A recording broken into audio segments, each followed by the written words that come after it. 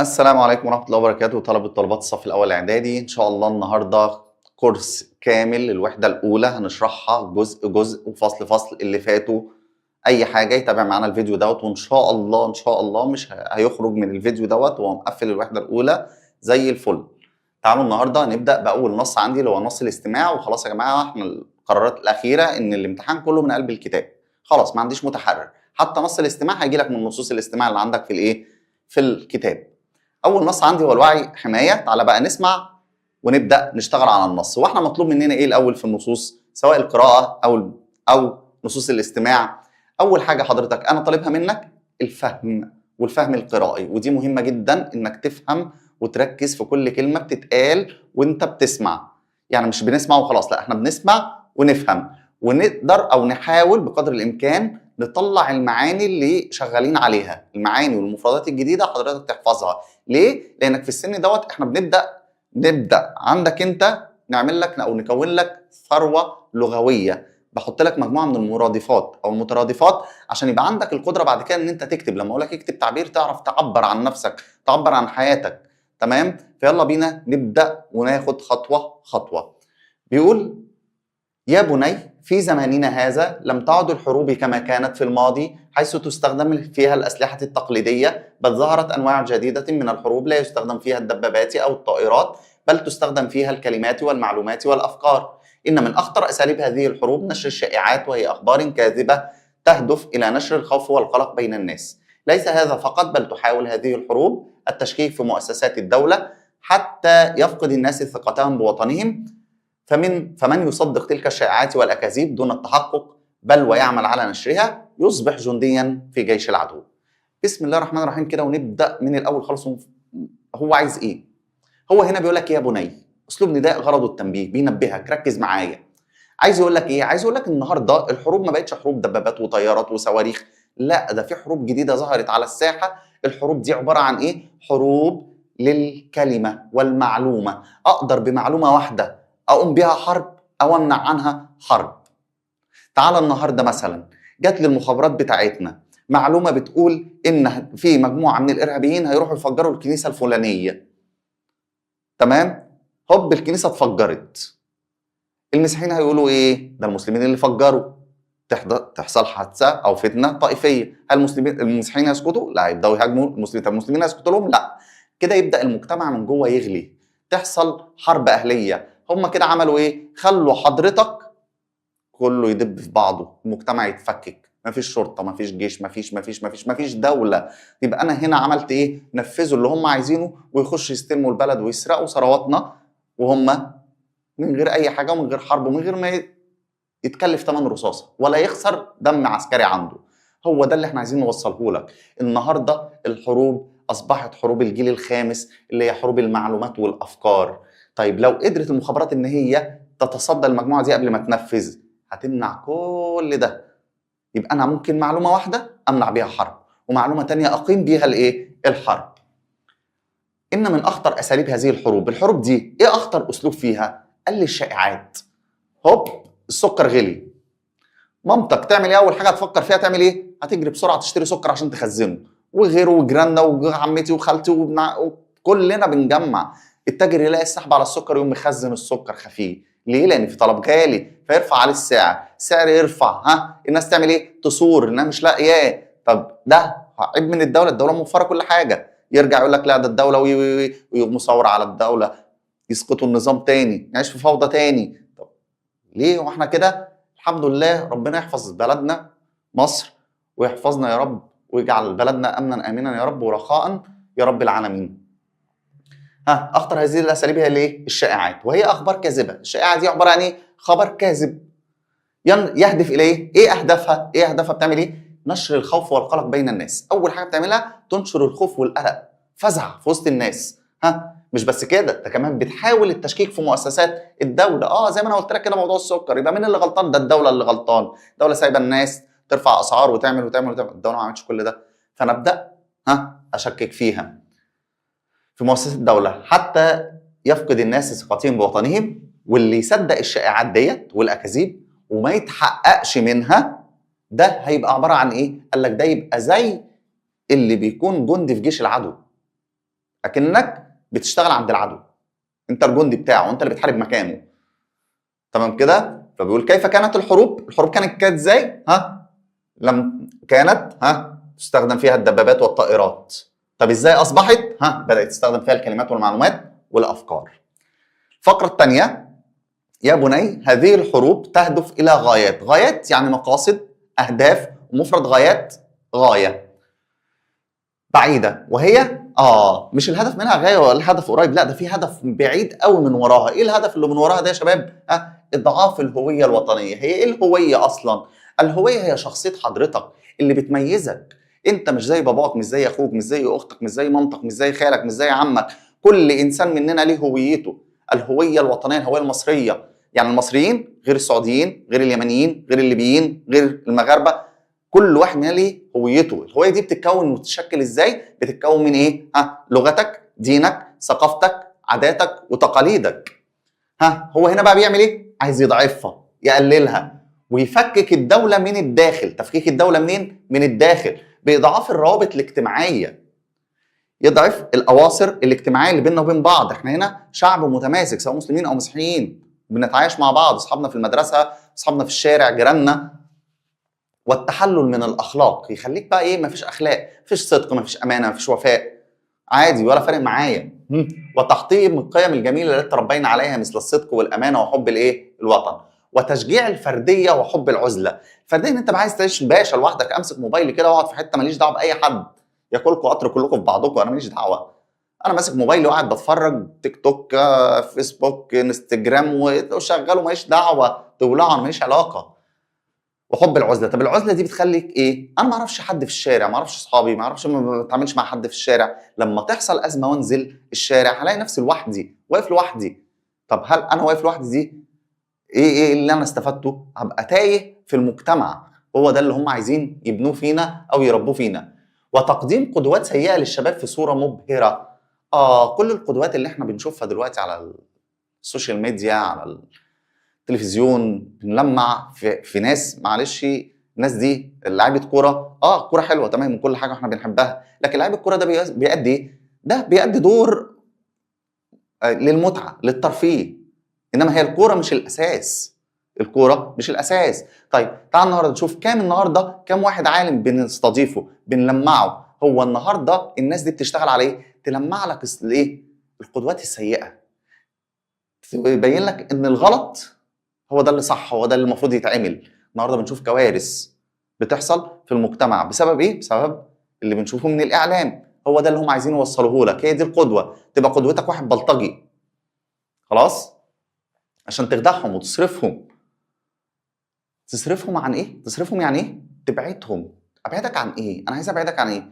ابعدك ان انت تشوف شاب ملتزم، شاب صاحب علم، صاحب خلق، قادر انه يبتكر. انت لو الشخص ده واخدته قدوتك هتبقى بتحب العلم، تحب الدراسه زيك زيه، زيك زيه.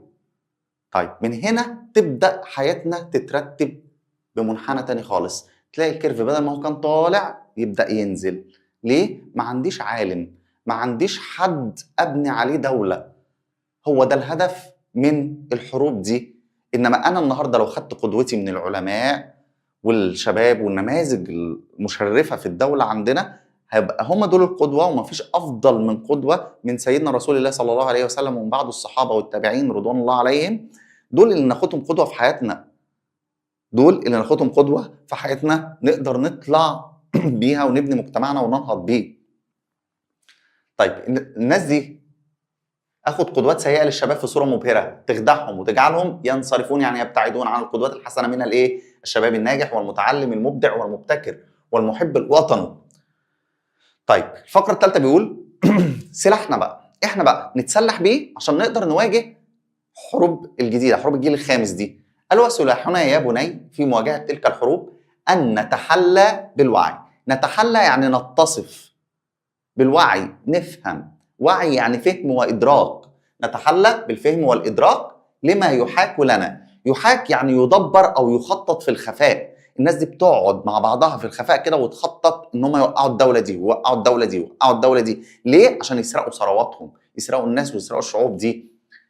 والا نصدق اي خبر نسمعه الا بعد التوثق من مصدره. انت سمعت خبر والله الجيش بتاعنا بينشئ مصنع جمبري، عندنا الضابط دوت بتاع خط الجمبري، اللي هو ازاي يعني؟ هو الجيش وظيفته ايه؟ ده الجيش وظيفته يحمي الحدود. طب هل انت توثقت من المعلومه دي؟ انت عرفت ليه الجيش بيعمل ده؟ الجيش بيعمل ده لانه بيسرع عمليه الاقتصاد دي. ثانيا، انت الجيش النهارده تعرف هو بيصرف ايه؟ ما انت ما بتعرفش يصرف ايه. مصاريف الجيش قد موازنه الدوله 3 مرات. طب هل هو بيجي ياخد موازنه الدوله؟ لا، هو لازم يغطي موازنته بنفسه. طب هو هيغطي موازنته منين؟ انه لازم يبدا يعمل مشروعات اقتصاديه في البلد. جزء منها يجيب منها فلوس عشان يجيب سلاح عشان يقدر يامن الحدود دي وما يجيش عليا انا كمواطن. فانا ما اسمعش اي خبر هوب يلا ايه وانشر انشر وابعت وابعت وابعت. لا، انا لازم اتاكد واتوثق من الخبر. اتوثق من الخبر، يبقى ده اول سلاح عندي.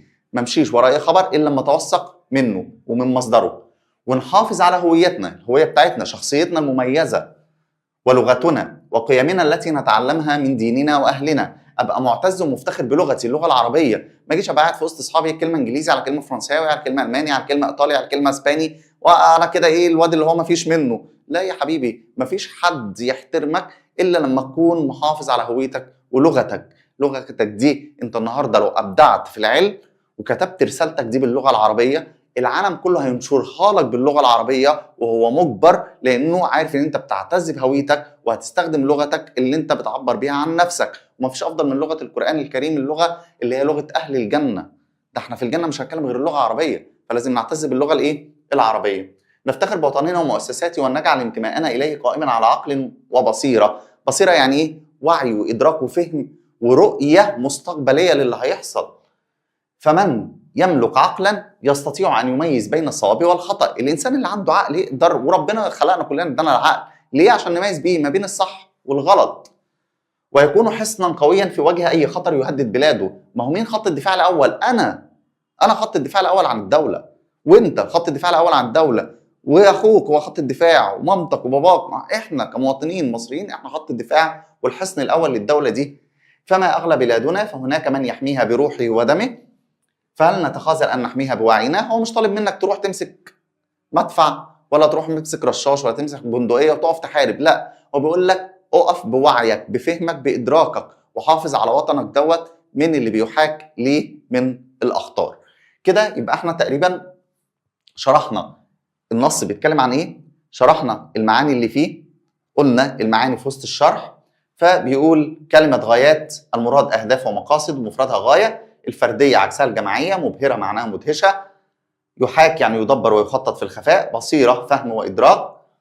التحلل يعني التخلص والابتعاد عن. العزله الانفراد والابتعاد عن الاخرين وعكسها الاختلاط. الوعي الفهم والادراك وعكسها الجهل والغفله. التوثق يعني التاكد والتحقق، مضادها التشكك والارتياب. طيب لو رحنا بعد كده هننتقل لنص الجوهره المصريه الضابط محمد ابو شقره. طيب لازم الاول كده المقال بتاعي بيدور حوالين فكره اساسيه اللي هي حياه الشهيد محمد ابو شقره، او بيتكلم عن محمد ابو شقره.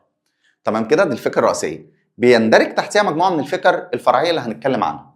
الفكره الاولى هي مولده ونشأته. الراجل ده اتولد امتى ونشأ امتى؟ قال ان تاريخ مصر الحديث حافل. يعني ايه حافل؟ حافل يعني مملوء. حافل يعني ايه؟ مملوء.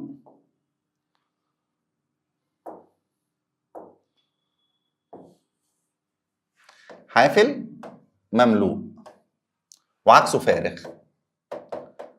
طيب ممكن تمشي زاخر، تنفع زاخر، تبقى برضو ايه؟ زاخر. بنماذج مضيئة من أبناء الوطن الذين آمنوا. آمنوا عكسها ايه؟ جحدوا ونكروا. أن حماية الأرض وصون. صون يعني حفظ وحماية، وعكسها ضياع أو تضييع. الكرامة واجب مقدس. مقدس يعني معظم، وعكسها محقر.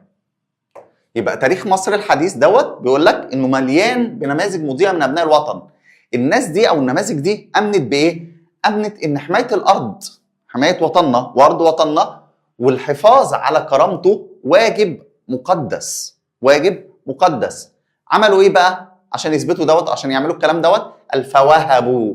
وهب ده فعل بايه؟ بينصب مفعولين ليس اصلهم المبتدا والخبر. اعطوا، مين اللي اعطوا؟ هم، اللي هو الجماعه، اللي هي النماذج. ماذا اعطوا؟ حياتهم.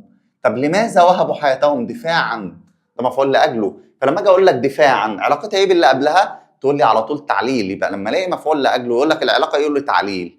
اقول لك لم في لم تعليل، تقول لي برضو العلاقه ايه؟ تعليل. يبقى العلاقه بين الجمله هنا ايه؟ العلاقه دي، الجمله دي علاقتها ايه باللي قبلها؟ تعليل لما قبله واستقرارها. ومن بين هؤلاء الابطال يجي، يعني ياتي، اسم الشهيد البطل محمد ابو شقره، ضابط الشرطه المصري، الذي قدم اروع، يعني افضل واحسن، وعكسها احقر، معاني الشجاعه والتضحيه. التضحيه يعني الفداء في مواجهه قوى الارهاب الغادر.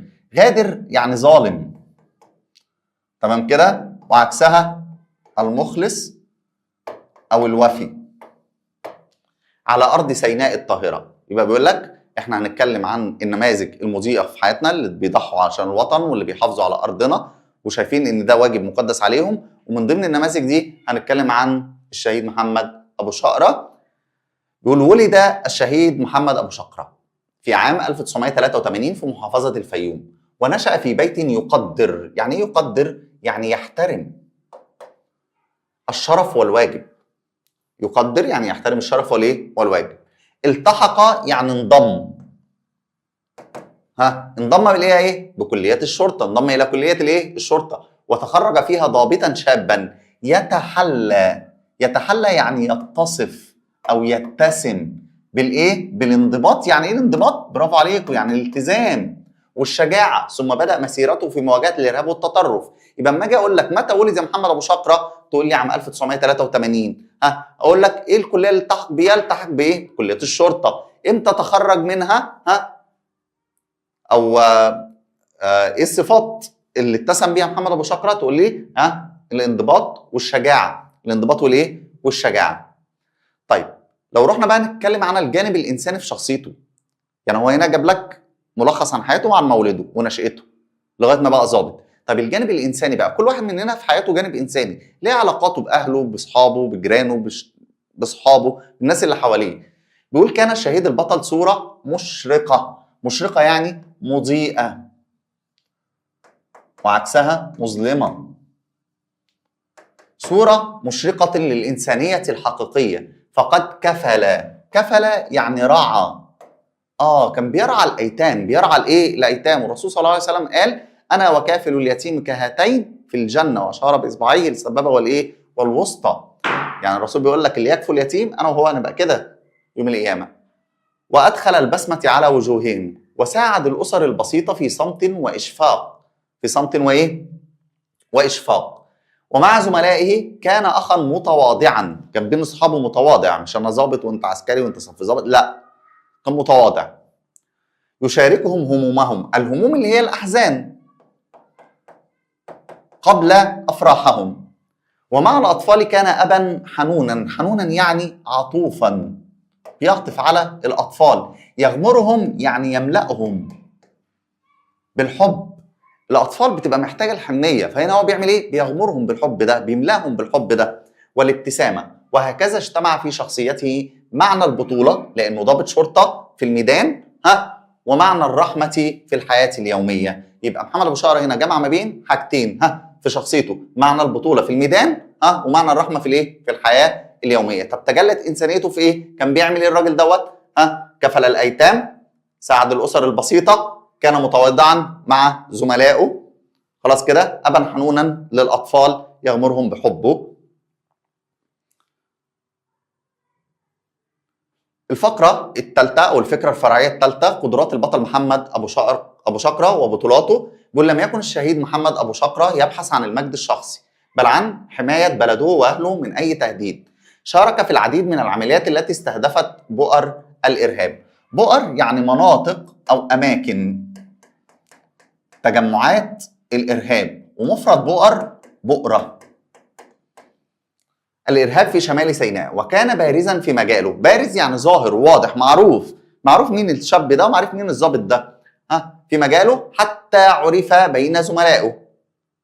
عرف بين ايه؟ زملائه. كل الضباط عارفين مين محمد ابو شقره.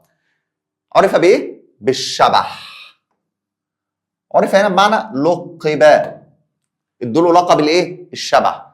طب ليه محمد ابو شقره لقب بالشبح؟ هيقول لك بقى لما له من قدره. يبقى دي علاقتها ايه باللي قبلها؟ تعليل، او هنقول تفسير. ليه اتسمى بايه؟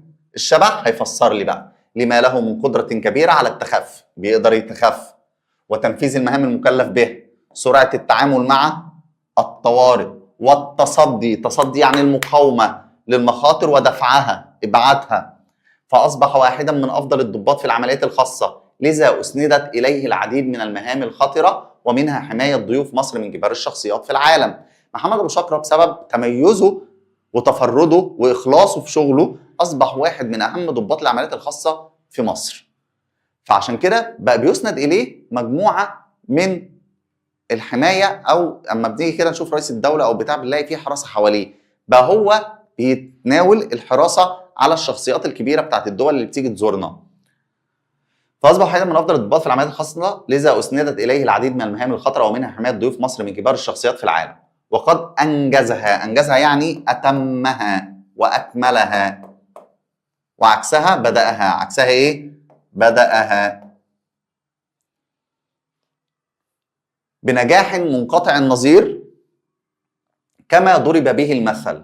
كان بيضرب بيه المثل. بيضرب بيه المثل في ايه؟ في الانتماء والتضحيه. يعني احنا نتعلم منه هنا ليه؟ الانتماء والتضحيه والاخلاص في العمل.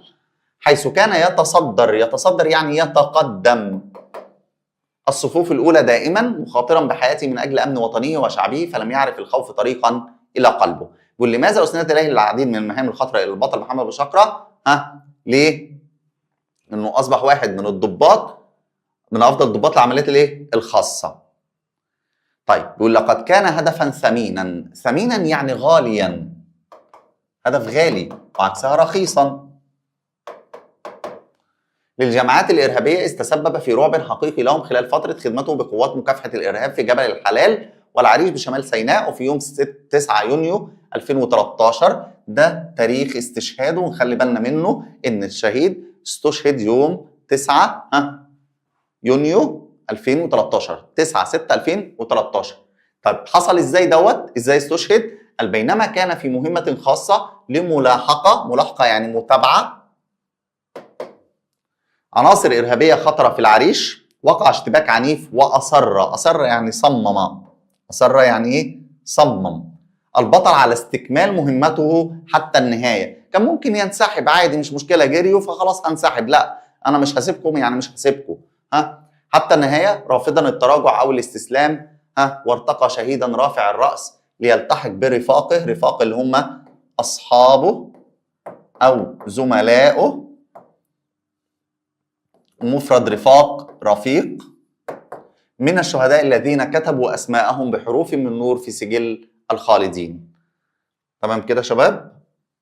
طيب الفكرة الخامسة أو الفكرة الفرعية الخامسة، إيه الدروس المستفادة اللي نستفيدها من قصة الشهيد محمد أبو شقرة؟ أنت بقى كإنسان كده مصري، كمواطن تمام كده بتحب وطنك، تستفاد منه إيه؟ قال إن قصة الشهيد محمد أبو شقرة ليست مجرد حكاية بطل. دي مش مجرد حكاية بطل، لأن التاريخ المصري مليان بحكايات الأبطال، بل درس عظيم. ده يعتبر إيه؟ درس عظيم في الولاء والانتماء وحب الوطن. فلنخلد. نخلد يعني نبقي، وعكسها ننهي أو نفني. يعني لو جات لي نفني نختارها، لو جات لي ننهي إيه؟ نختارها. ذكرى جمعها ذكريات هؤلاء الأبطال، ولنتعلم منهم أن حب الوطن وحمايته ليست كلمات بل أفعال تكتب بالدم والعرق والتضحية والوعي وإنكار الذات. الراجل ده كان بيشتغل مش عشان يتقال ده محمد أبو شقرة ويتشاور عليه، لا، ده هو كان بينكر ذاته. خلاص العملية خلصت الحمد لله، كلنا نجحنا في العملية، نجاح عمل جماعي.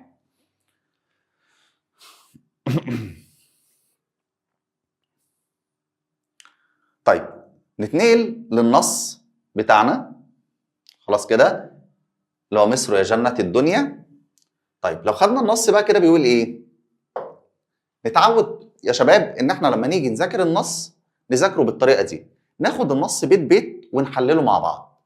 بيقول ايه الشاعر؟ بيقول مصر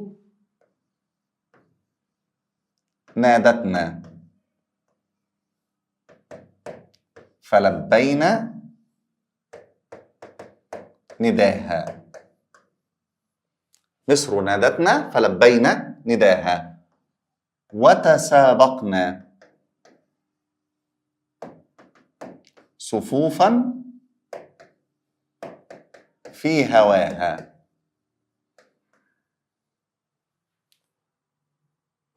هنعمل ايه بعد كده؟ هناخد المعاني. ناخد الايه؟ المعاني. مصر نادتنا، يعني ايه نادت؟ نادت يعني دعت. نادت يعني ايه؟ دعت. لبينا يعني ايه لبينا؟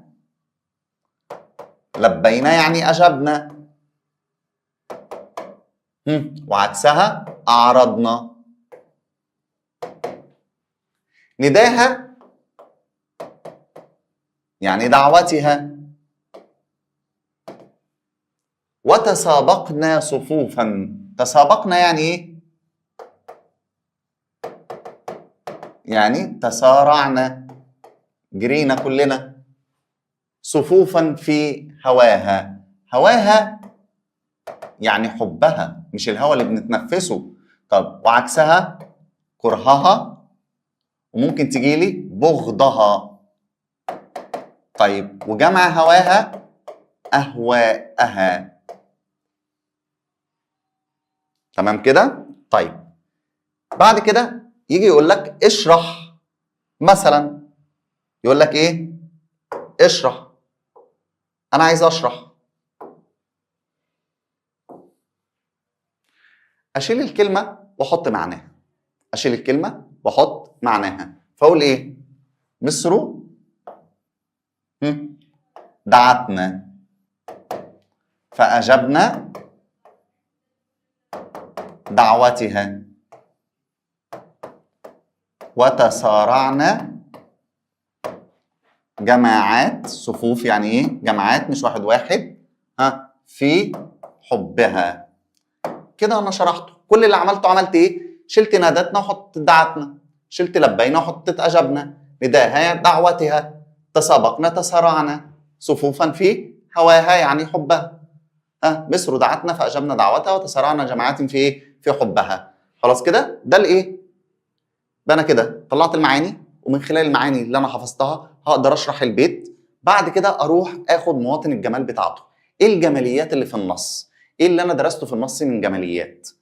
قال لي تعالى كده نتنقل وناخد الجماليات بتاعت النص. مصر نادتنا. هي مصر بتنادي يا شباب؟ لا، مصر ما بتناديش. يبقى ده تعبير حقيقي ولا مجازي؟ تعبير مجازي. بقول له ايه؟ مصر نادتنا. قول له تعبير مجازي. صور مصر بإنسان ينادي. قال لي فلبينا نداها.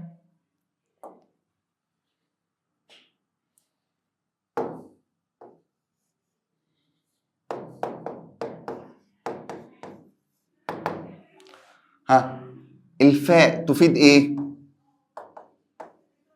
الفاء دايما يا شباب تفيد سرعة الاستجابة. تفيد سرعة الايه؟ الاستجابة. طيب علاقة فلبينا بما قبلها ايه؟ نتيجة لما قبله. طب نتيجة ازاي يا مستر؟ مش مصر نادت؟ لما مصر نادت ايه اللي حصل؟ ايه اللي حصل ده؟ هي دي النتيجة. اول ما مصر نادت علينا جرينا عليها، اجبنا دعوتها، يبقى دي نتيجة لما قبلها. وتسابقنا صفوفا في هواها. التعبير ده بيدل على ايه؟ التعبير ده بيدل على الحب والانتماء. تسابقنا صفوفا في هواها. تعبير جميل يدل على الوحدة والانتماء وحب الوطن. وحدة، هي فين الوحدة دي؟ أيوة، مش قال صفوف؟ يعني احنا كلنا متجمعين على حبها. هو ده الايه؟ التعبير الجميل اللي بيدل على الانتماء. طيب، نداها وهواها ده بيعمل ايه؟ دول ليهم نفس الايه؟ برافو عليكم، نفس النهاية. كلمتين ليهم نفس النهاية. كلمتين ليهم نفس النهاية اهو. هواها، نداها، لهما نفس الايه؟ النهاية. طب ونفس النهاية دي بتعمل ايه بقى يا شباب؟ بتعطي جرسا موسيقيا يطرب الأذن. تعطي جرسا موسيقيا يطرب الأذن. دي نخلي بالنا منها. أي كلمتين لهم نفس النهاية بيعملوا إيه؟ بيعمل جرس موسيقي يطرب الأذن. هي ده الغرض منه. طيب، لو رحنا كده للبيت اللي بعد ده بيقول إيه؟ فإذا باغ على الأرض رماها. فإذا باغ على الأرض رماها، ايه اللي هيحصل؟ ترخص الارواح. ترخص الارواح والدنيا فداها. تعال بقى نشوف كده المعاني بتاعتي. المعاني بتاعتي بتقول ايه؟ فاذا باغ. باغ يعني ظالم، وعكسها عادل. وجمع باغ بغاة، تجمع جمع تكسير على بغاة، وتجمع جمع مذكر على باغون. فإذا باغ على الأرض، الأرض جمعها إيه؟ الأراضي والأرضين، وممكن أرضون. رماها، يعني إيه رماها؟ رماها يعني اعتدى عليها. اعتدى إيه؟ عليها. وعكسها سالمها. ترخص الأرواح. ترخص عكسها تغلى. حاجة رخيصة عكسها حاجة غالية. الأرواح اللي هي النفوس، ومفردها الروح. الدنيا، جمع الدنيا ايه يا شباب؟ برافو عليكم، الدنيا كلنا حافظينها. وممكن اقول ايه؟ الدنيايات. الدنيا والدنيايات. ترخص الارواح والدنيا فداها. يعني ايه فداها؟ فداها يعني من اجلها. فداها يعني ايه؟ من اجلها. يبقى انا كده لو قلت لحضرتك تعالى يلا ايه؟ اشرح لي البيت ده، هتعمل ايه يا باشا؟ قلنا هنشيل الكلمه ونحط معناها. نشيل الكلمه ونحط ايه؟ معناها. فاقول له فإذا ظالم على الأرض اعتدى على مصر. اللي رماها الهاء دي عايدة على مين؟ على مصر. ترخص أرواحنا وكل ما نملك، اللي هي الدنيا كلها، وكل ما نملك من أجلها. من إيه؟ من أجلها. كده أنا شرحت. طيب، بعد كده نبدأ نشتغل زي ما متعودين وناخد مواطن الجمال اللي في النص. فيقول لي إيه؟ فإذا باغ على الأرض رماها ترخص الأرواح. فأجي أقول لك ترخص الأرواح. هي الأرواح بتاعتنا، روحك دي رخيصة، دي أغلى ما يملك الإنسان هي روحه. عشان كده الشاعر جاب أغلى ما يملك وخلاه رخيص. فده تعبير إيه؟ تعبير مجازي. برافو عليكم. يبقى أقول له ده تعبير مجازي. جميل. صور إيه بإيه؟ اللي صور الأرواح بسلع رخيصة. بسلع رخيصة، سلعة بتتباع وتشتري، نبيعها ونشتريها. طيب، علاقتها إيه باللي قبلها؟ قال لي نتيجة لما قبلها. ده نتيجة لما قبله. والدنيا فداها، والدنيا ايه؟ فدا مصر. وده تعبير بيدل على ايه؟ التضحية والانتماء. وبرضه هنا ممكن اقول تعبير يدل على التضحية والفداء من اجل الوطن. ده صح وده صح. كده البيت التاني. تعال نروح نشوف البيت التالت. كان الشاعر بيقول لي ايه في البيت التالت؟ ونروي بالدم الغالي ثراها ونخوض الموت في كل البقاع. ها، قال ايه؟ قال ونروي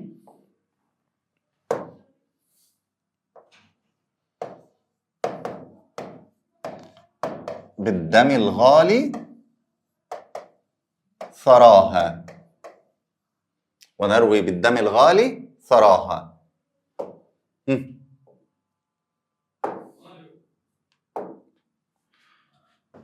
ونخوض الموت في كل البقاع.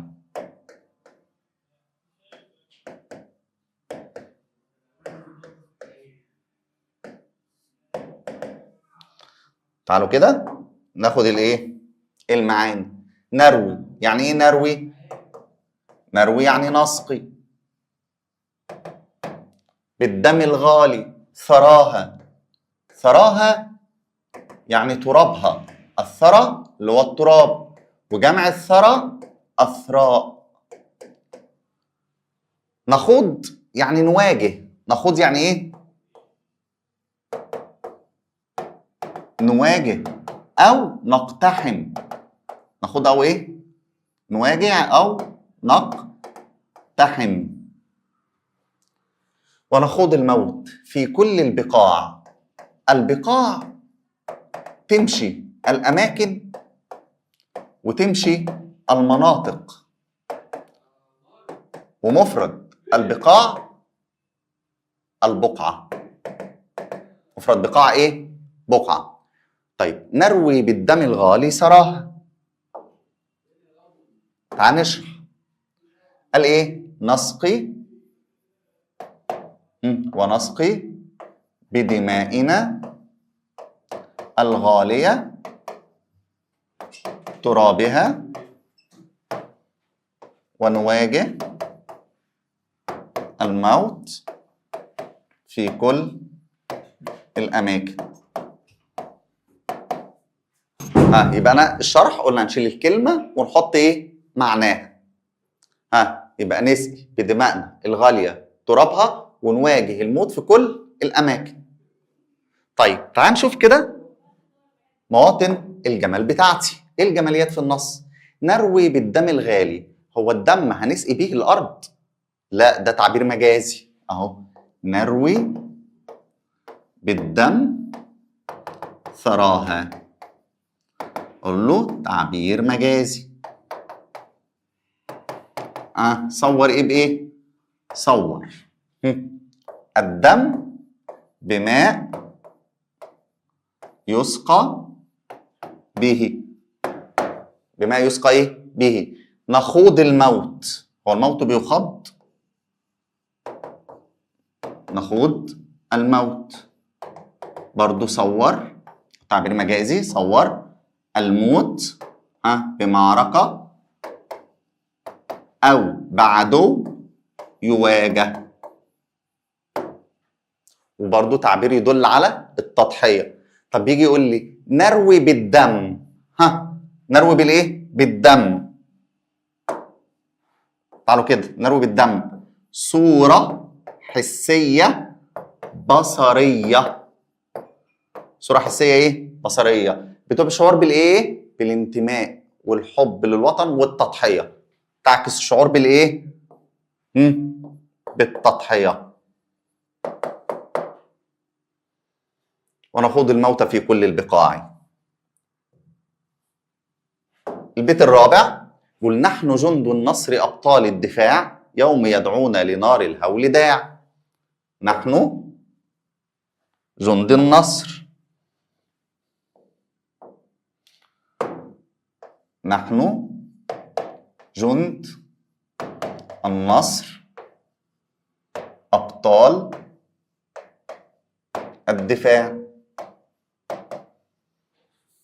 يوم يدعونا لنار الهول داع.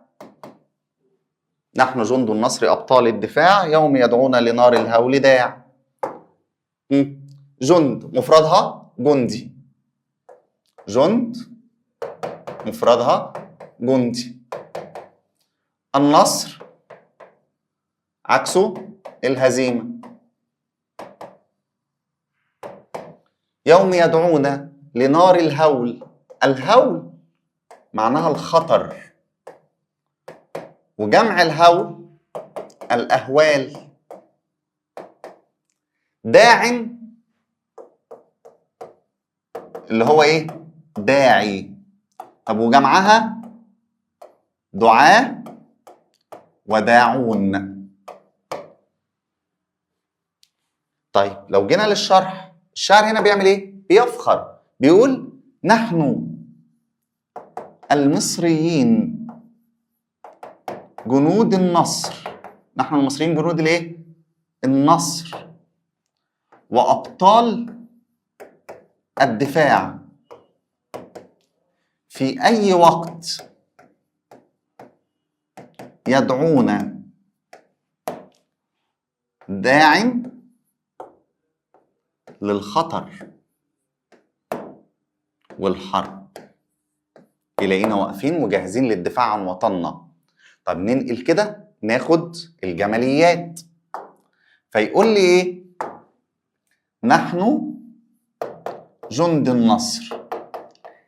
بصوا يا شباب ونخلي بالنا، نحن دايما كده اول ما تلاقيها في البلاغه ويقول لك التعبير ده بيدل على ايه؟ نحن او انا، ضمائر المتكلم بتدل على الفخر والاعتزاز. بتدل على ايه؟ فخر واعتزاز. يبقى ده تعبير يدل على الايه؟ تعبير جميل يدل على الفخر والاعتزاز. فخر وايه؟ واعتزاز. نحن جند النصر أبطال الدفاع، يوم يدعون لنار الهول داع. لنار الهول، هو الخطر نار؟ لا، صور الخطر بإيه؟ بالنار. ما أقول لي نار الهول، أقول له صور الخطر، ده تعبير مجازي، صور الخطر بنار. صور الخطر بالإيه؟ بنار. ده البيت الرابع. هنشوف البيت الخامس. والبأس أحرارك من بأس الحديد، فاثبتي كالطود في يوم الصراع. بأس أحرارك من بأس الحديد. بأس أحرارك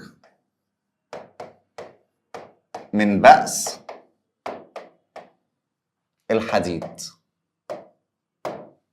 بأس أحرارك من بأس الإيه؟ الحديد. فاثبتي كالطود، فاثبتي كالطود يوم الإيه؟ الصراع.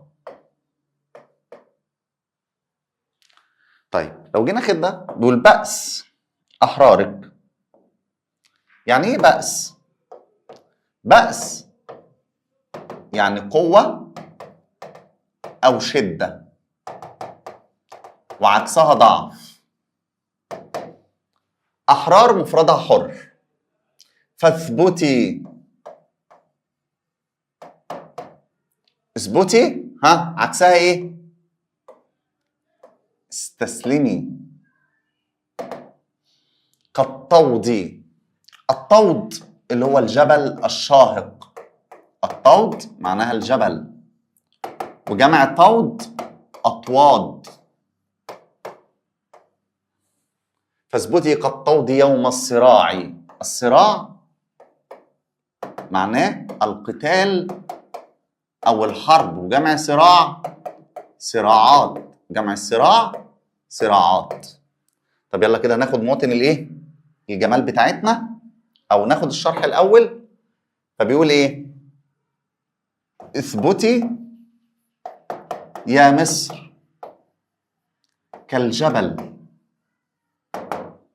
يوم الحرب. ليه؟ لأن قوة أبنائك من قوة الحديد. خليكي ثابتة ما تخافيش، ولادك زي الحديد يحموكي في أي وقت.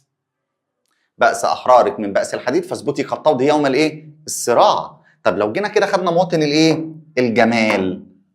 بأس أحرارك من بأس الحديد، بأس أحرارك من بأس الحديد، ده تشبيه. صور إيه؟ صور أحرار مصر بالإيه؟ بالحديد. في الإيه؟ في القوة.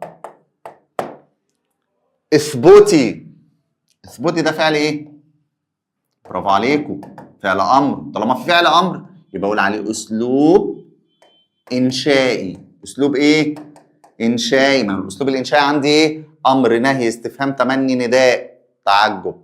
أسلوب إنشائي نوعه أمر. غرضه، أغراض الأمر في الأبيات كلها تحطها في دماغك أي أسلوب أمر، غرضه التمني. غرضه التمني. اثبتي كالطود. اثبتي كالطود. لو قال لك هات تشبيه، كاف أداة تشبيه اهي، يبقى اقول له هنا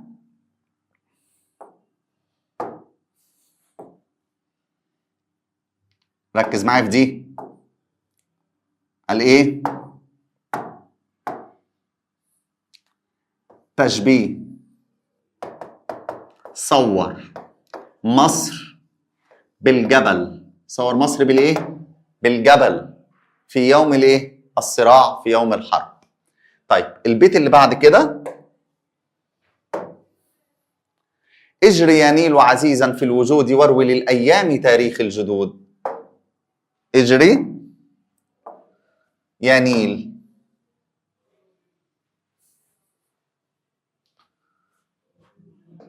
اجر يا نيل عزيزا في الوجود. اجري يا نيل عزيزا في الوجود واروي للأيام تاريخ الجدود. ركز بقى يا شباب كده معايا، صح ما تتعبش. اجري عكسها قف. يا نيل عزيزا. عزيزا معنى سيدا حرا. سيدا ايه؟ حرا. وعكسها ذليلا. في الوجود. الوجود معناها الكون أو الحياة، وعكس الوجود العدم. عكس الوجود الايه؟ العدم. واروي. اروي ده اسلوب امر او فعل امر. اروي يعني اقصص او احكي. اقصص او ايه؟ احك. للايام تاريخ الجدود. ايوه عايزين نشرح هو بيقول ايه هنا بقى في الشرح. الشرح بتاعنا بيقول ايه؟ اجري يا نيل. اجري يا نيل سيدا عزيزا حرا في الكون كما تشاء، واحكي للأيام تاريخ مصر. تعال ناخد مواطن الجمال. اجري اروي. اي واحد من الاثنين يجي لك تقول له ايه؟ اسلوب انشائي نوعه امر غرضه التمني. يا نيل اسلوب انشائي نوعه نداء أي نداء في الأبيات غرضه غرضه إيه؟ التعظيم. اجري يا نيل عزيزا في الوجود، واروي للأيام تاريخ الجدود. اروي للأيام. الجمال اللي فيها قول له تعبير مجازي. صور النيل بشخص يحكي التاريخ. بشخص يحكي الايه؟ التاريخ. طيب واحد شاطر هيقول لي يا مستر بس ثواني كده، ما احنا عندنا كمان ايه؟ احكي للأيام أو اروي للأيام تاريخ الجدود، يعني النيل ده من ايه؟ من زمان. يبقى ممكن أقول هنا ايه؟ تعبير بيدل على عراقة وأصالة وقدم نهر النيل. عراقة وأصالة وقدم نهر الايه؟ النيل. النيل ده موجود عندي من زمان. طيب البيت اللي بعد كده بيقول ايه؟ وانهضي يا جنة الدنيا وسودي وأعيدي مجدك الماضي أعيدي. وانهضي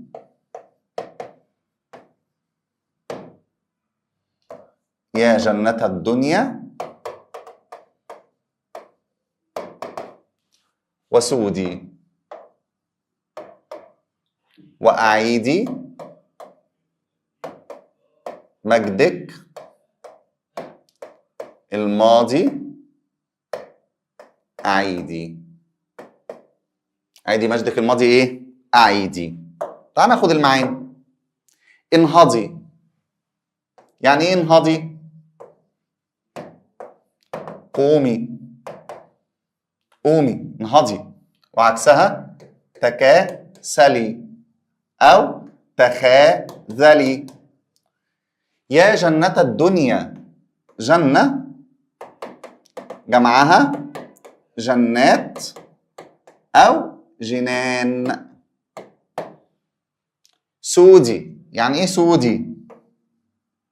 سودي يعني سيطري وتحكمي. سيطري وإيه؟ وتحكمي.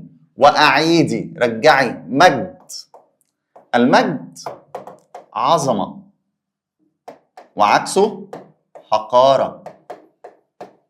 مجدك الماضي أعيدي. تعالي نشرح. قومي يا مصر يا جنة الدنيا وسيطري على العالم وأعيدي أمجادك الماضية. ارجعي لمجدك الماضي. طيب لو جينا خدنا الجماليات. انهضي، سودي، أعيدي. كل دي يا شباب أسلوب، أي واحد منهم تجيلك تقول له أسلوب إنشائي، نوعه أمر، غرضه التمني. طيب لو جه قال لي يا جنة الدنيا، صور أو بلاش صور،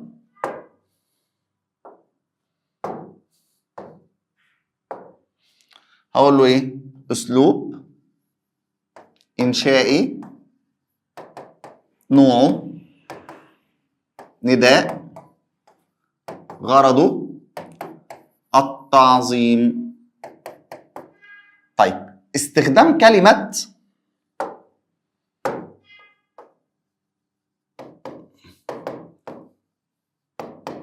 جنة يفيد ايه؟ يفيد جمال مصر، يفيد جمال مصر وكثرة خيراتها. جمالها وكثرة ايه؟ خيراتها. أعيدي مجدك الماضي أعيدي. ويا جنة الدنيا أي نداء لغير العاقل ممكن أقول عليه تعبير مجازي. نركز في دي. أي نداء لغير العاقل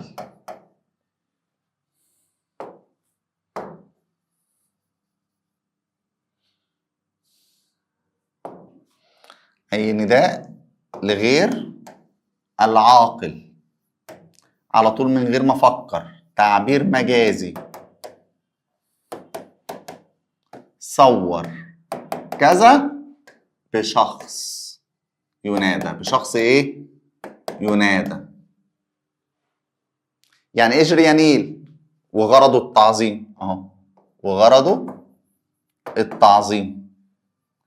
يا نيل ممكن اقول تعبير مجازي، صور النيل بشخص ينادى. يا جنة الدنيا صور مصر بشخص ينادى.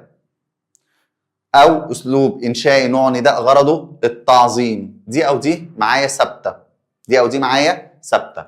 كده يبقى انا عرفتكم ازاي نذاكر النص ونمشي معاه. كل النصوص يا شباب اللي جايه لنا على نفس الوضع، بيت بيت. اول حاجه اعملها احفظ فيه المعاني، عشان من المعاني هقدر اشرح البيت، وبعد الشرح اقدر استخرج مواطن الجمال بتاعته. مواطن الجمال بتاعته هو ده اللي هيطلب مني، وان شاء الله الامتحان مش هيخرج من مراجعتنا ديت باذن الله تعالى. طيب كده يبقى احنا شرحنا النص. طيب يفضل عندي ايه يا شباب؟ عايزين بقى نشرح ايه؟ حاجه مهمه جدا اللي هي اساليب التوكيد. اسلوب التوكيد. ايه اسلوب التوكيد ده يا شباب؟ انا لما اجي اتكلم مع اي حد واقول له معلومه، يا عم اللي انت بتقوله ده، طب والله حصل كذا، يبقى هو كده بينكر قولي. فبدل ما ينكر قولي انا عايز اكد كلامي، يبقى انا هستخدم ادوات توكيد. هستخدم ادوات توكيد. طب ايه ادوات التوكيد اللي موجوده عندي؟ ادوات التوكيد اللي عندي اول اداه كده يا شباب معروفه، ان. اول اداه اسمها ايه؟ ان. وان نخلي بالنا منها بيجي بعدها اسم، عشان دي ان واخواتها، ما يجيش بعدها فعل. بمعنى ايه؟ بمعنى لما اجي اقول لك ان تجتهد تنجح، واجي اقول لك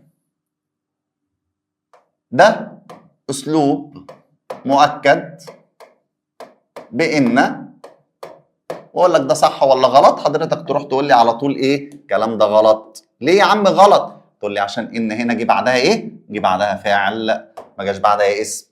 يبقى اول حاجه لازم ان يجي بعدها اسم. زي مثلا اقول ايه؟ ان تاريخ مصر حافل بالنماذج. الجمله هنا بدات بايه؟ بان. جه بعدها ايه؟ جه بعدها اسم، يبقى اسلوب مؤكد بان. اسلوب مؤكد بايه؟ بان. طيب تمام. ايه التاني؟ قال لي ان واللام، وبرضه ان لازم يجي بعدها ايه؟ اسم. طب ان واللام ازاي؟ لما اجي اقول لك مثلا ايه؟ يجي ربنا في القران ويقول لك ان ربي لغفور رحيم. ادي عندك ان. عندك ايه هنا يا شباب؟ ان، وجي بعدها اسم. اللام جت فين؟ في الخبر. اللام دي اسمها لام ايه؟ لام مزحلقه. لام مزحلقه. مالها بقى اللام المزحلقه؟ اللي تدخل على خبر ان، ما بتجيش غير مع خبر ان بس.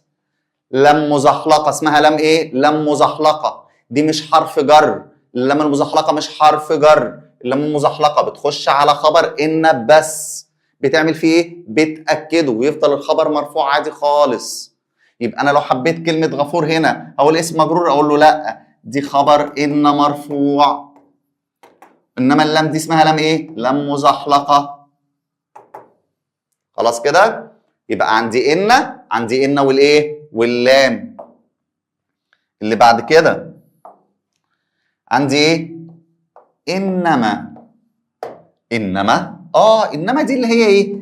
ان زائد ما. طب ما دي نوعها ايه؟ قال لي ما دي اسمها ما الكفه. ما الايه؟ الكفه، ودي هنستخدمها في النحو. هنستخدمها في النحو. قال لي ما دي لو جت دخلت على ان تبطل عمل ان. تبطل عمل ان. يعني ايه تبطل عملها؟ يعني ما بتخليهاش في اسم ان ولا خبر ان، فيجي بعدها على طول ايه؟ مبتدا وخبر. مبتدا وايه؟ وخبر.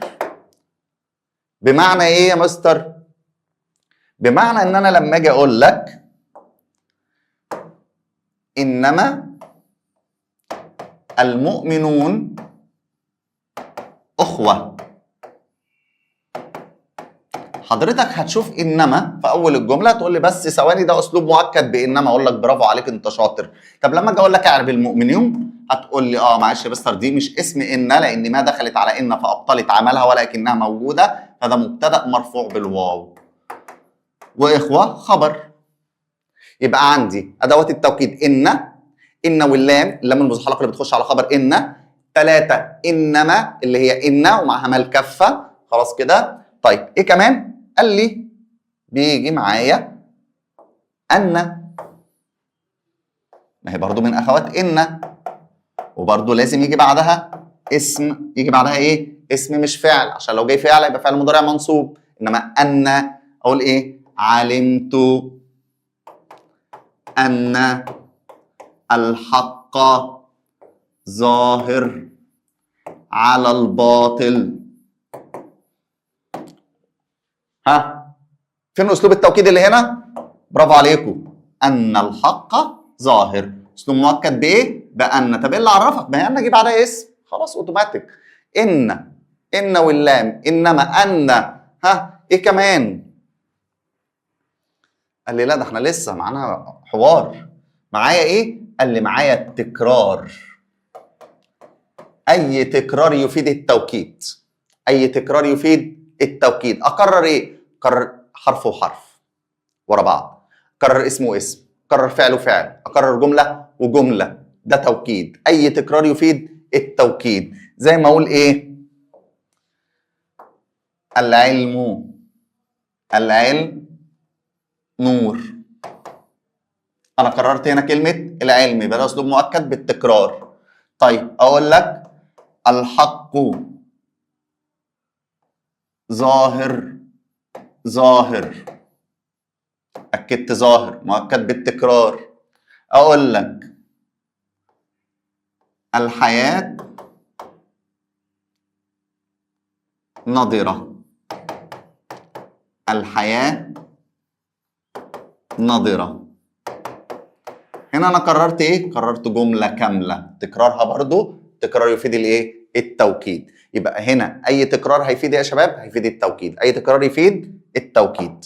طيب ايه كمان؟ احنا قلنا ان واللام، ما ننساش نحفظ ان واللام، انما، ان، التكرار. ها عندي ايه تاني من اساليب التوكيد؟ عندي القسم. اقدر استخدم القسم في التوكيد. الايه؟ القسم. يعني لما اقول والله لاجتهدن، هنا انا اكدت، بس اكدت بكام اداه؟ باتنين. الاولى القسم، والتانيه حاجه اسمها نون التوكيد. ونون التوكيد دي بتيجي باخر الفعل المضارع. خلاص كده بتيجي مع القسم. يبقى هنا مؤكد بالقسم ونون الايه؟ التوكيد. طيب يفضل عندي ايه التوكيد؟ احنا قلنا ان واللام، انما، ان، التكرار، القسم. يفضل عندي حاجتين مهمين جدا بيجوا كتير جدا جدا جدا في الامتحان.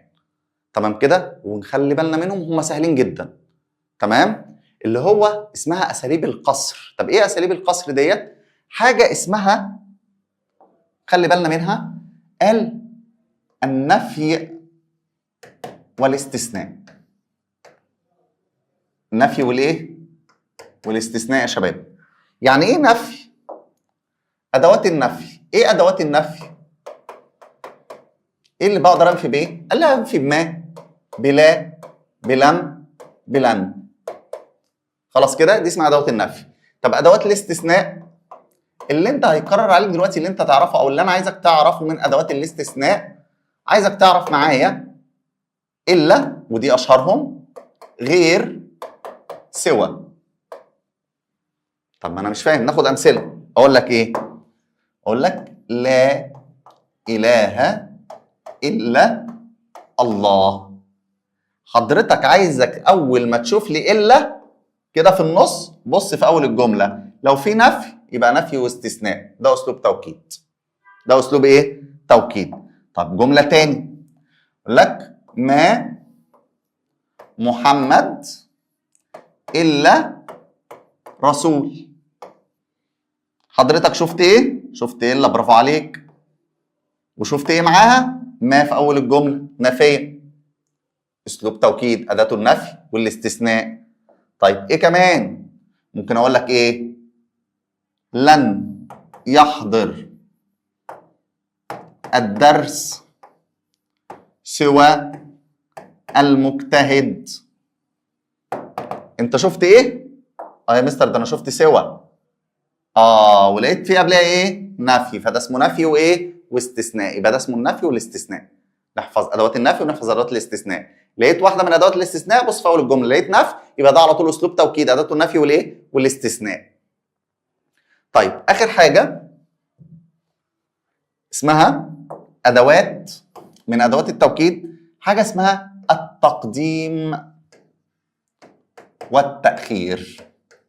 يا دي النيله، ايه تقديم وتاخير ده؟ التقديم والتاخير ده مهم جدا جدا جدا جدا، ومكمل معاك لغايه ثانويه عامه. مش احنا قايلين ان مفيش ممكن اجيب الفاعل او المفعول به قبل الفاعل؟ لا، زي ما قلنا الجمله اللي كنا قلنا عليها كده، قلنا ايه؟ قطف الثمار صاحبها. قطف الثمار صاحبها. الجمله الفعليه بتبدا بايه؟ فاعل، وبعد كده يجي المفعول به او ما يجيش. انما هنا راح جايب الفعل، جايب المفعول به، بعد كده راح جايب الفاعل. فهنا عمل ايه؟ قدم واخر. انا بقى خليني ذكي، تقديم والتاخير ده اعرفه منين؟ قال لي انا اعرفه من حاجتين. قال لي اول حاجه جمله تبدا بجر ومجرور او ظرف. يعني ايه؟ يعني اقول لك ايه؟ في المدرسه طلاب، فوق السحاب طائرة. عايزك اوتوماتيك كده تشغل دماغك، هي مش دي جملة اسمية؟ هي الجملة جملة اسمية، جملة فعلية، يا تبدأ بفعل يا تبدأ باسم. هنا بدأت بايه؟ برافو عليكم، بجر ومجرور. هو في جملة بتبدأ بجر ومجرور، اوتوماتيك كده اعرف ان في حاجة اسمها تقديم وتأخير. يبقى هو عايز يقول ايه؟ طلاب في المدرسة، يبقى قدم وايه؟ واخر. طيب فوق، هو في جملة بتبدأ بظرف، الجملة بتبدأ باسم، يبقى جملة اسمية بتبدأ بفعل، جملة فعلية. يبقى هو عايز يقول ايه؟ طائرة فوق الايه؟ السحاب. طائرة فوق الايه؟ السحاب. يبقى ده اسمه تقديم وايه؟ وتأخير. او قال لي هتدور على ايه؟ رقم 2 قال لي هتدور على فعل، ودي اكتر من الجملة الاسمية. الفعل يجي بعده ايه؟ قال لي يجي بعده جر ومجرور برضه او ظرف. ازاي؟ مش فاهم. اقول لك الموضوع سهل وبسيط. تعالى كده لما اقول لك جملة يشرب في الكوب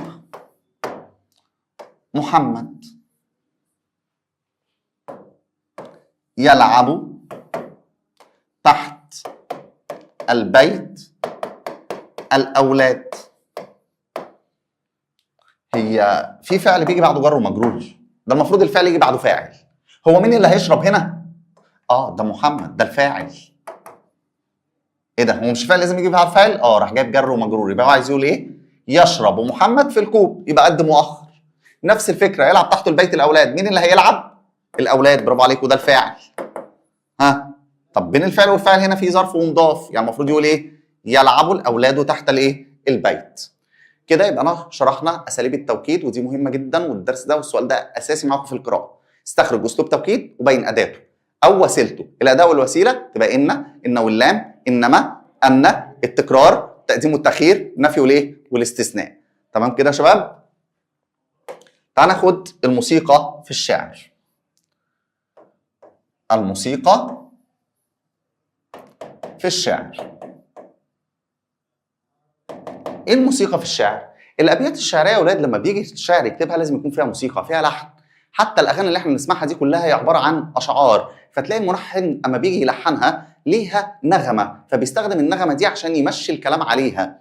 طيب الموسيقى عندي كم نوع؟ قال لي والله الموسيقى بتاعتي نوعين، موسيقى داخليه وموسيقى خارجيه. يبقى انواع الموسيقى كم نوع؟ نوعين، داخليه وخارجيه. طب انا اعرفها منين يا مستر؟ ايه داخليه وايه خارجيه؟ الموضوع اسهل مما تتخيل. ايه هو بقى؟ قال لي تعالى بص، الموسيقى الداخليه دي بتنبع منين؟ اهي تنبع من التكرار. تنبع منين؟ من التكرار. انما الخارجيه قال لي تنبع من وحده القافيه. قافيه يعني ايه قافيه؟ مش احنا الابيات لما بتجيلي كده تحت بعض اخر حرف في البيت بتلاقيه شبه بعضه، هي دي اسمها القافيه. تلاقي البيتين تحت بعض نفس الحرف، 3 ابيات تحت بعض نفس الحرف، دي اسمها القافيه. دي اسمها الايه؟ القافيه. بقى القافيه هو الحرف الاخير في البيت، مش في شطر البيت، لا في البيت، في كل البيت، في الاخر خالص. دي اسمها الايه؟ القافيه. طب ما تيجي نشوف كده الشاعر لما يجي يقول لي ايه؟ احمد شوقي يجي يقول لك انا من بدل في الكتب الصحابه لم أجد لي وافيا إلا الكتاب صاحب إن عبته أو لم تعب ليس بالواجد للصاحب عابا. ويقول لك الموسيقى هنا داخلية ولا خارجية؟ حضرتك طالما اداك بيتين كده اوتوماتيك تفكر اخر البيت قال ايه؟ قال الكتابه، ها، عابه، نفس الحروف شبه بعض، على طول دي موسيقى خارجيه. تقول له الموسيقى في الابيات خارجيه. حلو كده؟ تنبع منين؟ تقول له تنبع من وحده القافيه. ها، وحده القافيه جايه بين كلمتين اللي هم ايه؟ ها، الكتابة الصحابة. طيب موسيقى داخلية أجيبها في إيه؟ ألاقي الشاعر بيقول لي إيه؟ جمال سيد الزاوي بيقول يا قوم إن العلم ثم العلم ثم العلم واجب. تدور على حاجة اتكررت، هتلاقي ايه اللي اتكرر؟ كلمة العلم، العلم، العلم. يبقى هنا هتقول له مظهر الموسيقى او مصدر الموسيقى دي موسيقى داخلية. جميل. الداخلية بتنبع منين؟ تنبع من تكرار كلمة العلم. شكرا. طيب سر جمالها ايه بقى؟ سر جمال الموسيقى او الغرض البلاغي، او يسألك يقول لك التأثير البلاغي للموسيقى. كل ده ممكن السؤال يجي لك كده، ايه سر جمالها؟ ايه الغرض منها؟ ايه التأثير البلاغي بتاعها؟ تقول له تعطي جرسا موسيقيا يطرب الأذن. شكرا. يبقى أنا كده خلصنا سؤال الموسيقى والسؤال البلاغي اللي عندكم، وده سؤال هيجي لك في الامتحان. يقول لك حدد مصدر الموسيقى ونوعها. ها، هتجيب النوع داخلي أو خارجي. مصدرها إيه؟ يا إما من التكرار داخلي يا إما من وحدة القافية خارجي. طب قال لك تأثيرها البلاغي، تقول له بتدي جرس موسيقي يطرب الأذن. وشكرا. أدي السؤال. طيب نروح نتنقل عندي للنحو. خلاص كده؟ النحو عندي سهل جدا وبسيط، وهو الافعال التي تنصب مفعولين ليس اصلهما المبتدا والخبر. الافعال التي تنصب مفعولين ليس اصلهما المبتدا والخبر. طيب ركز كده يا شباب معايا وناخد جملتين، عشان احنا خدنا الترم اللي فات الافعال التي تنصب مفعولين اصلهما المبتدا والخبر. تعال بص كده، هقول لك ايه؟ ظن الطالب الامتحان سهلا، واقول لك كست الطبيعه الارض خضره. اقول لك تعالى ايه الفرق ما بين كست وبين ظن؟ هتقول لي احنا خدنا ظن، وظن من الافعال اللي بتنصب مفعولين ليس اصلهم المبتدا ولا اصلهم؟ لا اصلهم المبتدا والخبر. طب ايه اللي عرفك ان هم اصلهم المبتدا والخبر؟ تعالى، مش ده فعل؟ واي فعل اتفقنا هنساله بايه؟ بمن وماذا. مين اللي ظن؟ الطالب، شكرا، ده الفاعل. ماذا ظن الطالب؟ ظن الامتحان، يبقى ده المفعول به. ماذا ظن الامتحان؟ هتقول لي سهلا، فده برضه مفعول به، يبقى ده مفعول به اول ومفعول به تاني. طب خد المفعولين كده، ينفع تقول الامتحان سهل؟ الجمله ماشيه وزي الفل، مبتدا وخبر. الامتحان ايه؟ سهل. يبقى ظن بتنصب مفعولين اصلهم المبتدا والخبر. طب تعالى كست، ها مش ده فعل؟ يلا كده نساله بايه؟ بمن وماذا. مين اللي كست؟ برافو عليكم، الطبيعه، يبقى الطبيعه دي فاعل. ماذا كست الطبيعه؟ قال لي كست الارض، مفعول به. ماذا كست الطبيعه الارض؟ خضره، ده مفعول به، يبقى انا مفعول به اول مفعول به تاني. طب تعالى كده خد المفعولين كده، ينفع اقول الارض خضره؟ ايه الارض خضره دي؟ يبقى هنا نصب مفعولين ليس اصلهم المبتدا والخبر. ده معنى الافعال اللي بتنصب مفعولين ليس اصلهم المبتدا والخبر، واللي بتنصب مفعولين اصلهم المبتدا والخبر. نتنقل بقى، مين هي بقى الافعال اللي بتنصب مفعولين ليس اصلهم المبتدا والخبر؟ اللي احنا بنقول عليها افعال العطاء والشحاته. احفظ معايا يا كابتن، ركز كده واحفظ عشان ده اللي هتدور عليه في القطعه. اعطى، منح، وهب. اعطى، منح، وهب، كسى، البس، سأل، منع، حرم. خلاص؟ طيب في تاني؟ في كتير جدا. كتير جدا ازاي يا مستر؟ ده انت بتقول افعال بتنصب مفعولين ليس اصلهم المبتدا والخبر. بص يا حبيبي، احنا اتفقنا، فاكر لما كنا بناخد الفعل اللازم والفعل المتعدي؟ الفعل اللازم هو اللي كان بيكتفي بالفاعل، والفعل المتعدي بيتعدى المفعول به، يعني بيحتاج لمفعول به. طيب مش كنت بقول لك ينفع اخلي اللازم متعدي؟ ايه كنا بنخلي الايه؟ اللازم متعدي؟ طب ازاي؟ ده هو لازم. لا، ما انا ممكن اخليه يتعدى. يتعدى بايه؟ بحاجتين، يا اما بهمزه التعديه يا اما بالتضعيف. انا مش فاهم. تعالى كده وامشي معايا واحده واحده. لما كنت بقول لك ايه؟ ذهب المرض عن المريض، واقول لك الفعل ذهب ده لازم ولا متعدي؟ كنت هتقول لي ثواني احنا هنسال بمن وايه وماذا. مين اللي ذهب؟ المرض، ده الفاعل. ماذا ذهب المرض؟ في مفعول به؟ قال لي لا، يبقى الفعل ده على طول ايه؟ لازم. كنت اقول لك حوله المتعدي. كنا بنعمل ايه بقى؟ عندي همزه تعديه، برافو عليك، ايوه كده، همزه الايه؟ التعديه. حط همزه كده في اول الفعل بقت اسمها ايه؟ اذهب. حطيت همزه الايه؟ التعديه. اذهب الله المرض عن المريض. هو ده الكلام. يبقى انا كده عملت ايه؟ حطيت همزه تعديه. مين اللي اذهب؟ الله، ده الفاعل. ماذا اذهب؟ المرض، ده المفعول به. هو انا مش ذهب كان لازم؟ ما انا خليته متعدي بهمزه التعديه. ونفس الفكره التضعيف، بضعف الحرف اللي في النص.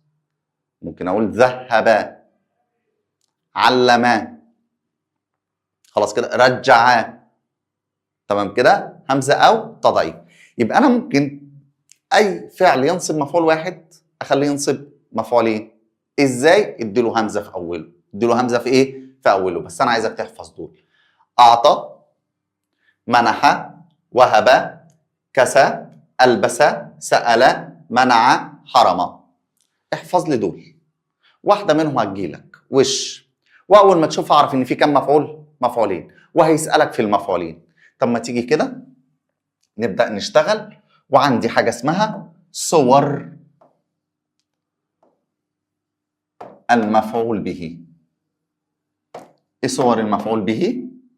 صورة المفعول به يا حبيبي يا اما هتجيلك ضمير متصل او اسم ظاهر.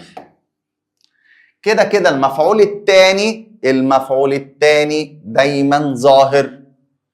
اول معلومه تاخدها كده ايه؟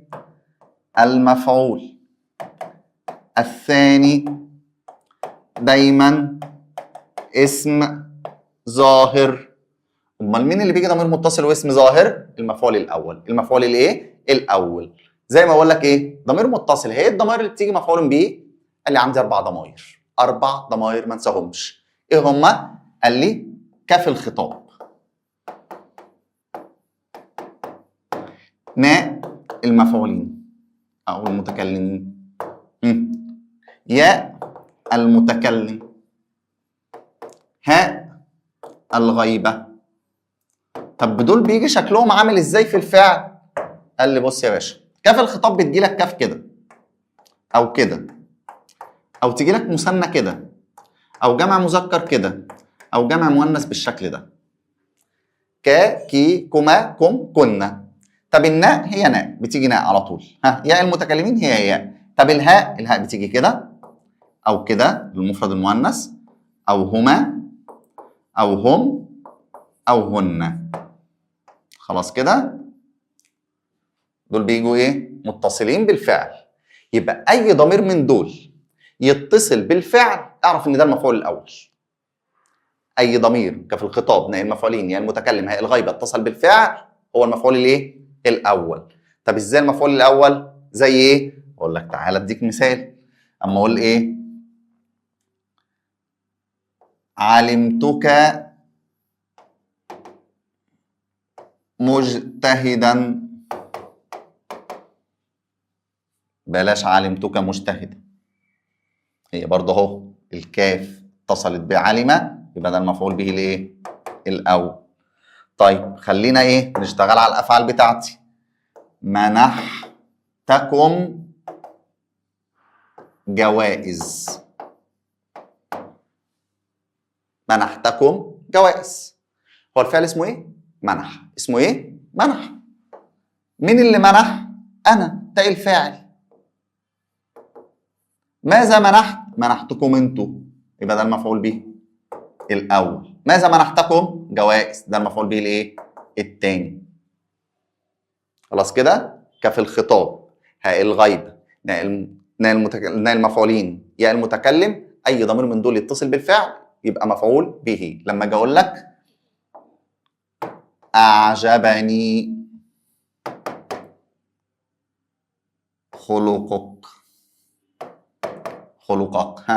اعجبني. الفعل هنا اخره ايه؟ ياء المتكلم، وياء المتكلم دي تبقى المفعول به الايه؟ الاول. خلقك ده الفاعل. خلاص كده؟ يبقى ياء المتكلم لو اتصلت بالفعل تبقى مفعول به. كاف الخطاب اتصلت بالفعل تبقى مفعول به اول. خلاص كده؟ سواء على الافعال اللي احنا شغالين عليها. يبقى معنى كده ان انا ممكن يجي لي المفعول الاول، ممكن يجي ضمير متصل كاف خطاب، ناء مفعولين، يا متكلم، هاء الغيبه، او يجي اسم ظاهر عادي خالص زي ما اقول لك ايه؟ اعطى الغني الفقير صدقة.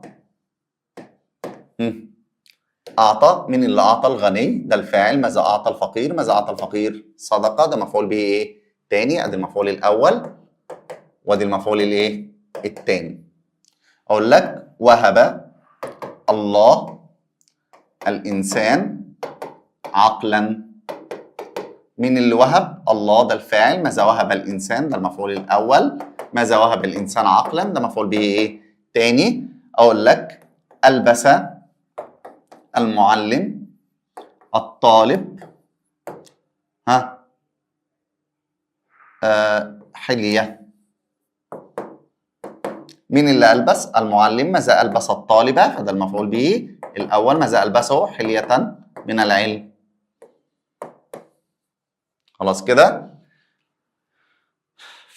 نتابع الحل بتاعنا اللي احنا عامله لكم. انا عامل لكم حل كامل، حلقه كامله كلها حل عن الافعال اللي بتنصب مفعولين ليس اصلهم المبتدا والخبر.